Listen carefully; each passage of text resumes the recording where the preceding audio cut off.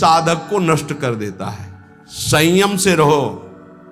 आपसे कई बार प्रार्थना की सत्संग में कि यदि आप 2 चपाती पाते हैं तो उसी के अनुसार कितना भी अच्छा भोजन उतने लीजिएगा।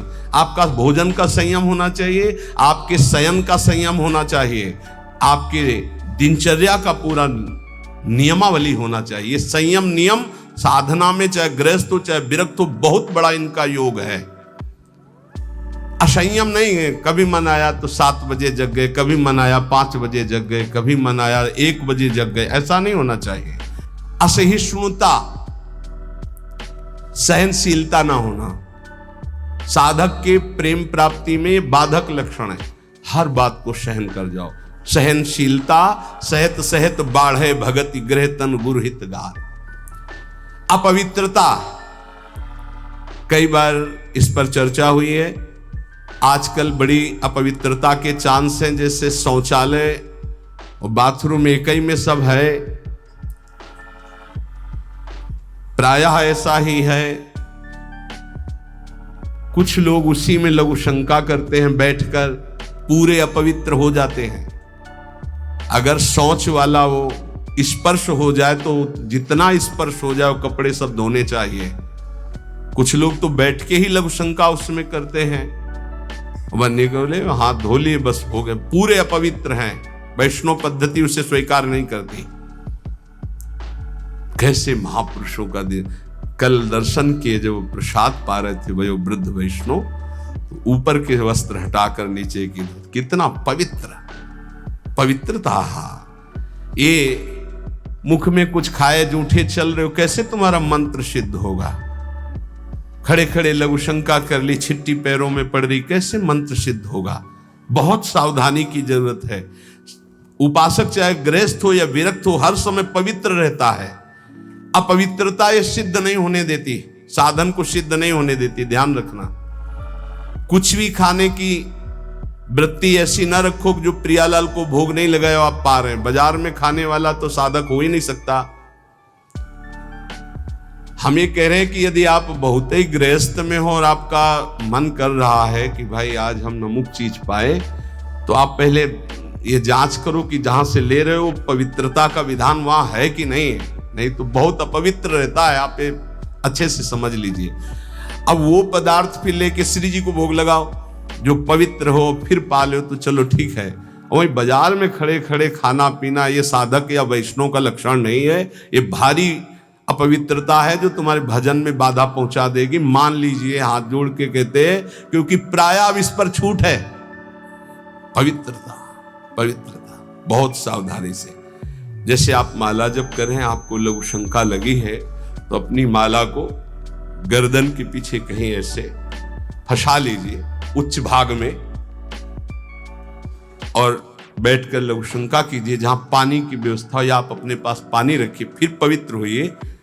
अगर ऐसा है कि जल नहीं है तो रज से कर लीजिए, रज से हाथ धो लीजिए। जब तक पानी न मिले, आचमन न कर लो, तब तक माला नहीं, ऐसे नाम जप करो। ये अपवित्रता भगवत प्राप्ति में बहुत बाधक है और लोग इसको मानते ही नहीं हैं। कोई बिरला पवित्रता का निर्वाह करता नहीं मान। कौन भ्रमण में लघु शंका के लिए कमंडल रख रहा है? अब वीआईपी पना हट जाएगा। प्रायः दंड कमंडल, साधु का प्रसिद्ध सोटा लंगोटा, ये सब प्रसिद्ध है। काछ वाच मन निश्चल राखे, धनि धन जननी तेरी रे। बहुत अब प्रायः दर्शन करने वालों में ऐसे दर्शन होते हैं, हाथ में बिसलरी की बोतल ऐसे, जैसे कोई जल चढ़ाने की गंगा जली नहीं, प्रायः बिसलरी की बोतल ऐसे हाथ में होगी। जमाना बदलता चला जा रहा है, और या स्मार्ट मोबाइल हाथ में होगा। कोई भले आदमी तो ऐसे मिलते हैं कि मोबाइल से ऐसे वीडियो दाहिने हाथ से बना रहे हो, बाएं हाथ से ऐसे कर रहे हैं। बाएं हाथ से किसको किया जाता है जानते हो? शत्रु पक्ष को। जब राजाओं के यहां दुश्मन का दूत जाता था तो बाएं हाथ से सलूट करता था। तब पता है कि दुश्मन का दूत आया, इसलिए बाएं हाथ से करता था। तो आजकल नए बच्चे वो जानते हैं नहीं, तो मोबाइल से शूट कर रहे हैं ऐसे, बाएं हाथ से ऐसे कर रहे हैं। ये अपवित्र। भगवान के सामने या भगवत भक्तों के सामने चलो आपके हाथ खाली नहीं, वीडियो बना रहे हो तो नेत्रों से कर लो, बाएं हाथ से काहे को, दुश्मनी काहे को मोल ले रहे हो? बहुत बड़े के दरबार में हो, बहुत बड़े के पार्षद है, वो हर समय देख रहे हैं। आप क्या समझते हो हम अकेले चलते हैं? नहीं बोले 10-20 साथ चलते, नहीं, इनकी बात नहीं कर रहा। एक कदम भी ऐसा नहीं जिसमें हमारी महारानी जी न चलती हो। ये जो छोटे छोटे नवजात शिशु जो ये सब, ये जानते हो महारानी जी के प्रताप का आशीष लेने आते हैं। हमारा कुछ नहीं है, हमारे आगे आगे चलती है हमारी महारानी जी, हम उनकी दासी, उनके पीछे चलती है, आगे वो चलती है। ये जो फूल बरसते हैं ना, ये महारानी जी के चरणों में बरसते हैं। ये जो फूलों के पावड़े बिछे होते हैं ना, मेरी स्वामिनी जी के लिए, अगर ये मेरे लिए लगते ना तो कब का बंद करवा देते, आप ये भी समझ लो। मेरी महारानी जी के दर्शन के लिए कोई नाचता है, कोई रोता है, पूरी भीड़ में सैकड़ों रोते हैं, तो हम उनकी आंखों की तरफ देखते हैं कि मेरी प्रिया जी का कृपा प्रसाद इनकी, भले किसी भाव से। मेरी महारानी जी तो बड़ी रिझवार है ना, हाँ बड़ी रिझवार। कितने के अंतिम बन गए, अंतिम बन गए, समय अंतिम बन गए, क्योंकि उनको तो समझ में नहीं आ रहा है ना, वो तो केवल देख रहे हैं बाबा, लेकिन बाबा के आगे जो चल रहे हैं उनका प्रताप चल रहा है। आप समझते हो ना, किसी के आगे इतना नहीं होता जो आप देख रहे हो, ये महारानी जी के आगे होता है, किसी और के आगे नहीं होता। यहां कोई संत प्रताप उदित नहीं है, महारानी जी का प्रताप उदित, राधा प्रताप। जो प्रसिद्धि और पुजवाने की इच्छा रखता है उसे प्रेम प्राप्त नहीं होता। प्रेम प्राप्ति में बाधक अपनी प्रसिद्धि और पुजवाने की इच्छा नहीं, अपने इष्ट में चित्त को लगा दो। तो सेवक जी महाराज कह रहे हैं, बिस्तर है सब जग विमल कीरति, साधु संगति ना टरे, बास वृंदा विपिन पावे, श्री राधिका जो कृपा करे। अपने आप जगत में विमल कीर्ति का विस्तार हो जाता है जो प्रियालाल में चित्त जोड़ता है। अपनी पुजवाने की इच्छा, मान की चाह, ये प्रेम नहीं प्रकट होने देती। अगला, किसी से भी घृणा, जैसे कोई भी किसी भी तरह का है, किसी भी धर्म का है, कैसे भी आचरण करने वाला है, अगर वो हमारी महारानी के दरबार में आता है तो उसको हम भगवान की तरह आदर करेंगे। उसको एक, जैसे हम सबका आदर करते हैं ऐसे उसका आदर करें। किसी से भी घृणा नहीं, त्रिभुवन में ये तो पक्का समझ लीजिए, किसी से भी घृणा नहीं। घृणा शब्द भक्त के हृदय में नहीं होता, किसी से भी घृणा नहीं। द्वेष, अजात शत्रु भक्त होता है। अगर द्वेष है तो प्रेम प्रकट नहीं हो। अद्वेष्टा सर्वभूतानाम, किसी भी संसार में एक भी से भी अगर द्वेष है, दुश्मनी है, तो भगवत प्राप्ति में बाधा हो जाएगी। अजात शत्रु, तुम्हें गाली दे, सर झुका लो, वो तुमसे द्वेष मान रहा है, तुम उससे द्वेष कभी मत मानो। जब दिखाई दे तो नेत्रों से प्रणाम कर लो। और निर्दयता, ये प्रेम में बाधक है। कभी किसी के प्रति कठोर व्यवहार वाणी के द्वारा, मन के द्वारा, तन के द्वारा ना करें। दुराग्रह, ऐसा होना ही चाहिए, ये कभी हट ना करे। जोई प्यारो करे, सोई मोई भावे। ध्यान रखिए, दुराग्रह कभी प्रभु से भी ना करे कि नहीं प्रभु इतना तो होना ही चाहिए, गुरुदेव इतना तो होना ही चाहिए। नहीं, जोई प्यारो करे, सोई मोई भावे। चपलता, जल्दीबाजी, चांचल्यता, ये साधक में नहीं होनी चाहिए। गंभीर स्वभाव, जो कार्य करे बहुत ठीक से करे। एक साधक अपनी सेवा में है, उनसे आप कोई भी जल्दी काम को नहीं करेंगे। कार्य दे दो, छोड़ दो। अगर पात्र मार्जन करना है तो जब वो मार्जन करके निकले बाहर तो आप देख लेना निर्दोष हर पात्र चमकता हुआ मिलेगा। पर आप कह दो 5 मिनट में करो तो वो नहीं करेंगे। जो सेवा दोगे वो सेवा होगी, पर सांगो पांग होगी, उन्हें छेड़ो मत। वो अपने आप पूरा नाम जप करते एकदम, पोछा लगाना छोड़ दो, उसे बोलो मत, बस सेवा दे दो। वो आराम से पूरे भवन में पोछा लगा के शांत, उसे छेड़ो मत। अगर जल्दी करो तो पोछा रख दे खड़ा है, आप छेड़ो मत, सेवा दे दो। तो जब वो सेवा में होते तो हम कह देते उसको छेड़ो मत, वो अपनी सेवा पूरी सांगो पांग करेगा पर उसे छेड़ो मत। ऐसा ही उपासक का स्वभाव होना चाहिए। हम जिस कार्य में लगे सांगो पांग उसमें लगे, गंभीरता पूर्वक लगे, जल्दीबाजी नहीं, चांचल्यता नहीं। ये प्रेम प्राप्ति के लिए आवश्यक है, के लिए आवश्यक है। कैसे अगर आप वचन रूपी लक्ष्मण रेखा के अंदर रहोगे तो माया रूपी रावण तुम्हारा हरण नहीं कर पाएगा, तुम्हारी बुद्धि रूपी सीता का अपहरण नहीं कर पाएगी। राम जी वरण कर लेंगे बुद्धि रूपी सीता का, श्याम जी वरण कर लेंगे। भीष्म पितामह अंतिम समय कहते हैं, हे श्री कृष्ण मेरी कुंवारी बुद्धि को स्वीकार करो, आज तक इस बुद्धि को कभी किसी ने स्पर्श नहीं किया, ये बुद्धि कुंवारी है, वरण कर लो इसको। लेकिन हमारी बुद्धि का तो अपहरण हो गया है, विषयों ने अपहरण कर लिया है। क्यों? क्योंकि हम गुरुदेव के वाक्य रूपी लक्ष्मण रेखा के अंतर्गत नहीं रहे, हम रेखा क्रॉस कर गए, अश्रद्धा कर ली, उनकी आज्ञा नहीं मानी, अवहेलना कर दी, कुतर्क। नहीं, ऐसा कैसे हो सकता है? बहुत विचित्र गुरुजनों की वाणी में सामर्थ्य होती है। कभी गुरु की वाणी पर अविश्वास करके कुतर्क नहीं करना चाहिए।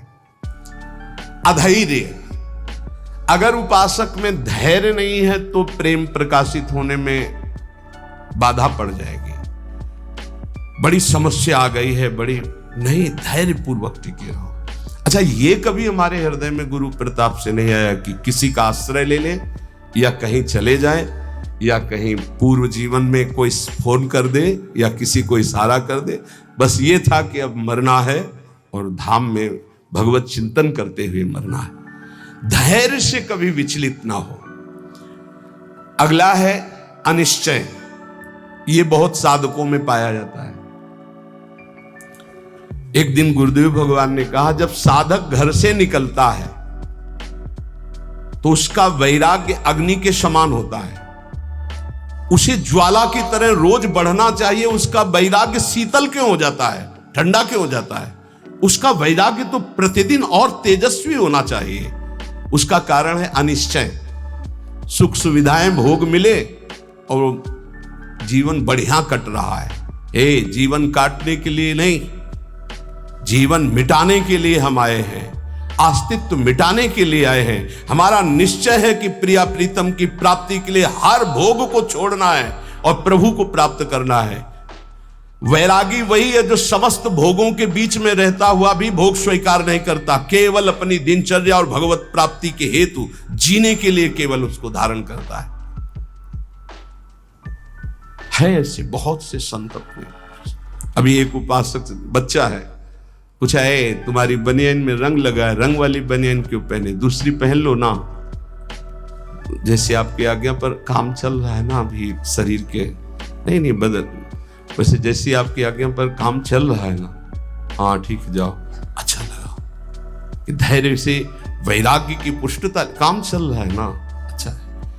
अनिश्चय हमारे हृदय में जब होता है तो हमें भोग गिरा देते हैं। हमारा निश्चय क्या था? हम प्रभु की प्राप्ति के लिए जानबूझकर समस्त भोगों का त्याग करते हुए सच्चिदानंद रस में स्थित होंगे, फिर हम क्यों डिग गए? इसका मतलब हमारे निश्चय में कमी थी, अनिश्चय। हमारा निश्चय था कि हम अपमान को सहेंगे, हम निंदा को सहेंगे, हम तिरस्कार को सहेंगे, हर कष्ट सहेंगे, पर हे नाथ आपको प्राप्त करेंगे, आपका भजन करेंगे। कहां गया वो निश्चय? थोड़ी सी कोई अपमान की वृत्ति आई, हम गुस्सा हो गए, थोड़ा सा तिरस्कार हुआ, हम परमार्थ छोड़ दिया, थोड़ा सा कोई भोग आया, हम भजन छोड़ दिया, भोग में राजी हो गए। कहां गया हमारा निश्चय? इसका मतलब अनिश्चय है हमारे हृदय में, लक्ष्य का निश्चय नहीं है। संशय, पता नहीं भगवान में सुख है कि भोगों में सुख है, पता नहीं इस मार्ग से भगवान मिलेंगे कि नहीं मिलेंगे, पता नहीं जिनके सहारे भगवान की प्राप्ति कराएंगे कि नहीं कराएंगे। कई तरह संशयात्मा विनश्यति, वो भ्रष्ट हो जाएगा, गिर जाएगा। असंयम, ये बहुत खास बात है। परनिंदा सुनना, परनिंदा करना, पर चर्चा करना, ये प्रेम में बहुत बाधक है, कई बार चर्चा हो चुकी। और बाहरी वेशभूषा बनावटी नहीं होना चाहिए, इसकी भी चर्चा हुई है कि बढ़िया क्रीचदार कपड़े, कोई बड़े उपाधि युक्त महात्माओं की बात अलग हो, तो गुरुजन है, आचार्य है, लेकिन साधक के लिए बात कह रहे हैं वेशभूषा बहुत शांत रखनी चाहिए। जो गुरु प्रदत्त वेशभूषा है, और जब तक वस्त्र शरीर धारण करने योग्य की रक्षा कर रहा तब तक बदलना नहीं चाहिए। बहुत परमाणु होते हैं वस्त्रों में, जैसे ऊपरी अचला है, ये तो वर्षों चलेगा, बदलने की जरूरत नहीं। जैसे आपको मिल रहा है तो आप रोक सकते हो, उड़ाया जा रहा है, आप औरों को उड़ा दीजिए, मेरे पास है, बहुत कृपा। ये जरूरी नहीं कि सबको उड़ाया जा रहा है तो हम ले रहे हैं। जैसे भेंट है, वस्त्र है, अगर वो सम्मान के लिए आपको दिया जा रहा है, आपको आवश्यक नहीं है, तो आप हाथ जोड़ सकते हो, प्रसाद दे दीजिए, ये नहीं। इससे आपकी भक्ति बढ़ेगी और गुरुजन आप पर प्रसन्न होंगे। ध्यान दीजिएगा, अगर वस्त्र है और आपको उड़ाया जा रहा है तो आप ऐसे रोक दीजिए, हमारे पास दैन्यता हमारे पास है, आगे जरूरत होगी तो हम आपसे याचना कर लेंगे, जितने से काम चल जाए उतना। बनावटी बाहरी वेशभूषा और शास्त्रार्थ ये प्रेम में बाधक है। वो तो कोई विद्वान करता है, अपने लोग तो है ही नहीं, शास्त्रार्थ करने लायक क्या है? तो शास्त्रार्थ तो विद्वानों का विषय है, पर किसी भी विषय में तर्क वितर्क नहीं करना चाहिए, मौन का आश्रय लेके हट जाना चाहिए। अगला, शरीर के आराम की चाह। यहां जो लिखा है वो ध्यान, शरीर आराम तलब, ये जीवन में नहीं लेना चाहिए। कुशासन में लेटते थे पूरे वृंदावन में, कुशासन कभी नहीं। ये जो पूर्व में जानते हैं, बिजली कटी हुई जीवन था, बिजली नहीं, सीधे प्रकृति का वार्ष और हरिशरणम हरिशरणम। और मनोरंजन बोले 4-5 घंटे तो सत्संग और वाणी पाठ हो गया है। अब वो वाला मोबाइल टच वाला कौन सा कहते हैं, स्मार्टफोन, अब उसमें अब हमको तो सब बातें आती नहीं, सीरियल कहते हैं कि क्या कहते हैं, वो जो देखते हैं, हाँ उसमें करके सीरीज, हाँ वही। अब एकांत में मनोरंजन सीरीज में देखोगे, आजकल की जो है ना, पहले रामायण महाभारत जैसे, अब ऐसी सीरीज है कि आपके भजन को नष्ट कर देंगे, आपके चिंतन को नष्ट कर देंगे। इसलिए प्रार्थना है कि जितने भी साधकों के पास, वैसे तो सबके पास है नहीं जो सेवा में है, और जो भी गृहस्थ जन है, ऐसी चीजें मत देखो जो आपके भजन में बाधक हो। अगला है कुसंग, ये भजन करते हुए प्रेम नहीं उत्पन्न होने देंगे। चलो अब थोड़ी देर निकलते हैं चल के, और बातचीत और ऐसे कुसंग ना होने पाए। जाके संग कुमति मति उपजे, करत भजन में भंग, तजोरे मन हरि विमुखन को संग। साधना के प्रतिकूल साहित्य का स्वाध्याय करना, आपकी साधना है प्रेम के प्रतिकूल स्वाध्याय करना, प्रतिकूल सत्संग सुनना। प्रतिकूल भी सत्संग होता है, हाँ। अब हमारा चल रहा है दासो हम का, हमें सुनाया जाए, हम ब्रह्मास्मि का, तो प्रतिकूल तो हो ही गया। इष्ट मिले और मन मिले, मिले भजन रस रीति, तहां निसंग कोहे मिलिए, तासो की जय प्रीति। गुरुजनों का तिरस्कार कर देना, ऐसा होता है। कौन बार बार खड़ा होए, इनको तो 10 बार आना है आए। गुरुजन चाहे 100 बार पधारे, 100 बार प्रणाम, 100 बार खड़े हो गए, ये आराधना है।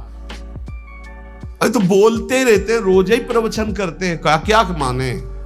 एक ने हमसे कहा कि महाराज जब वैराग्य का प्रवचन करते तो गद्दा वद्दा निकाल के बाहर फेंक देते, और जब आश्रय का प्रवचन करते तो फिर गद्दा अंदर लग जाते। बताओ चले कौन, वैराग्य वाला कि आश्रय वाला? तो तुम हो किसके, आश्रय के कि वैराग्य के? बस यही समझना है। गुरुजनों के वचनों पर अविश्वास, भजन जो संख्या दी गई उसमें लापरवाही। बहुत ज्यादा संख्या नहीं दी थी, एक दिन कहा था सब लोग 11 माला तो कर ही लिया करो। और ईमानदारी से बताओ बेईमानी कितनी है इसमें। 11 माला मात्र नहीं, अगर कर रहे हो तो ठीक है, वैसे तो, पर 11 माला की संख्या कितने लोग पूरा करते हैं अपना देख लेना भैया।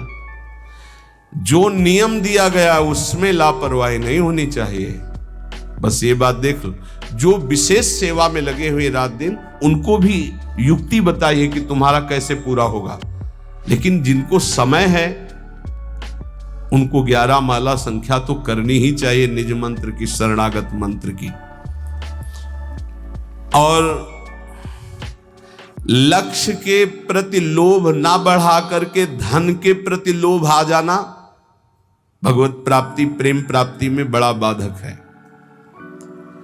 या साधन करते हुए अहंकार आ जाना, ये भी भगवत, साधन ठीक चल रहा है सब, लेकिन अहंकार आ गया तो भगवत प्रेम नहीं होगा। जो वैराग्य मार्ग में है, ब्रह्मचर्य का खंडन करना, या गृहस्थ में संयम युक्त गृहस्थ धर्म का सेवन ना करना। विपत्ति आ गई तो घबरा करके परिवार वालों की शरण में चले जाना विरक्त के लिए। विपत्ति आ गई तो भगवान का आश्रय छोड़कर किसी धनी मानी की बात शरण में चले जाना। चाहे गृहस्थ हो चाहे विरक्त, भगवान के सिवा अन्य आश्रय नहीं। नरसिंह मेहता, प्रहलाद जी, मीरा जी, बड़े बड़े भक्तों के चरित्र पढ़ो, किसके पास गए? हरिः शरणम, हर विपत्ति नष्ट।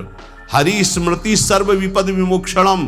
बड़ी बड़ी विपत्तियां भगवान के स्मरण से नष्ट। सही औषधि हर विपत्ति नाश करने के लिए भगवत गुणगान, भगवान नाम जप, अलौकिक चमत्कार। बिना किसी फोन के हर समस्या का हरि स्मृति सर्व विपद विमोक्षणम। मान लीजिए, आप किसी की तरफ मत झांकिए, केवल प्रभु की तरफ देखिए तो कुछ बिगड़ ही नहीं सकता। 5 वर्ष के प्रहलाद जी क्या बिगाड़ लिया त्रिभुवनपति हिरण्यकश्यप ने, पर हमारा विश्वास काम नहीं करता।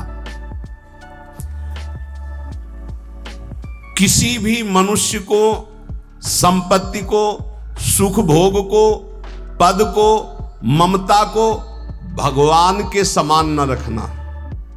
अपने इष्ट की समानता में किसी को न रखना। कैसे समझोगे कि हमने इष्ट की समानता में किसी को नहीं रखा? किसी व्यक्ति के मिलने पर, वस्तु के मिलने पर, भोग सामग्री के मिलने पर, पद मिलने पर यदि भगवान भूल गए तो वो भगवान से बढ़कर वस्तु हो गई, भगवान छोटे हो गए। अगर भगवत स्मरण चल रहा है तो फिर किसी को नहीं रखा भगवत स्मृति के समान। अब आप देख लीजिए, छोटी छोटी बातों में भगवत स्मरण छूट जाता है तो भगवान छोटे हो गए और वो भोग सामग्री, वो व्यक्ति बड़ा हो गया। आगे कह रहे हैं, जो भारी व्यवस्था धर्म प्रचार के चक्कर में पड़ जाता है, प्रेम प्राप्ति दुर्लभ हो जाती है, वो लक्ष्य को भूल जाता है। इतने दोषों से यदि बच जाया जाए गुरु कृपा से, तो सहज भजन में रुचि हो जाए और भगवत प्राप्ति हो जाए और प्रेम प्राप्ति हो जाए।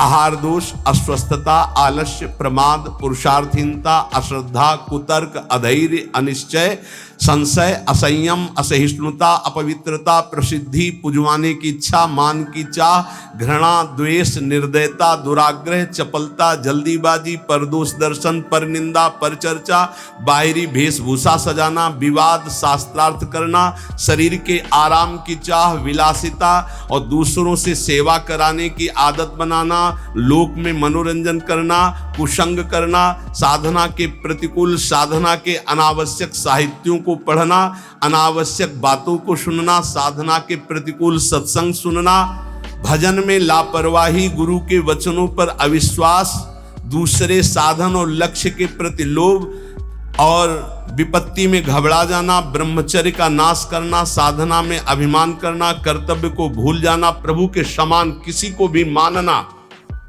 नहीं। मतलब ये समझना, हम सबको प्रभु मानते हैं, लेकिन प्रभु के समान का मतलब है कि प्रभु जहां हमारे हृदय में है वहां किसी का स्थान नहीं। अगर वो स्थान दे दिया तो भगवत स्मरण चला जाएगा, उसकी स्मृति आ जाएगी। और विशेष विशेष कारणों से लक्ष्य को भूल जाना, ये भगवत प्राप्ति में बहुत बाधक है। तो उपासक सावधान होकर के निर्दोष स्थिति प्राप्त करने के लिए निरंतर नाम जप करता हुआ गुरु आज्ञा के अनुसार चले तो इसी जन्म में प्रेम और भगवत प्राप्ति प्राप्त हो जाती। शेष चर्चा आगे। श्री राधा वल्लभ लाल की।